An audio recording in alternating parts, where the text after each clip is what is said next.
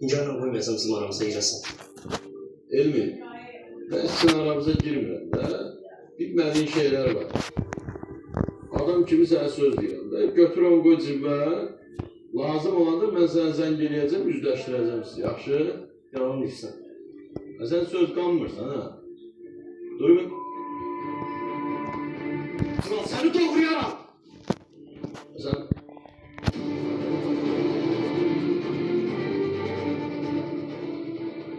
Ha. Tamam. Doğru yorum.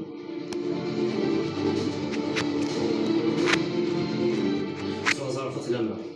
Kimə də zarafat eləmirəm, doğru indi. Ha. Deyirsən elə asandır belə. Gəlin yerin. Ha kişi. Bax, Elmi. Mərfətli qancaqlı oğlansan. Eləmə də belə də. Mən sənə adam kimi söz deyirəm ki, bilmədiyi şeylər var. Qoy onu həll eləyək, ondan sonra sənə danışacağım hər şey. Yaxşı? Nədir də o bilmədiyim şey? Ha, danışacağım da, danışacağım. Onu qoy cibdə, deyək, əlimiz adı kəsəsən, qoy cibdə onu. Turan düzünlə! İncana eləmsən. Sağ deyil gəl. Sən eşitmirsən məni? Dedim bizdədir də, bizdədir, sağdır, salamatdır. Sən bir özünü ələ al dedim də, otur sakitcə söhbət edeyim. Üzləşdir onunla. Sən ha bezdirdin ha. Vurmaq istəyirsən ha? Gəl bur. Gəl burada ha.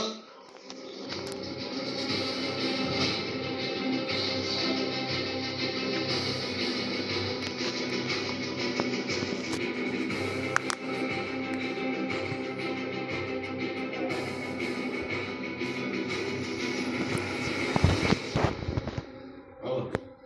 Koy cebine. Otur da adam kim söhbət edir.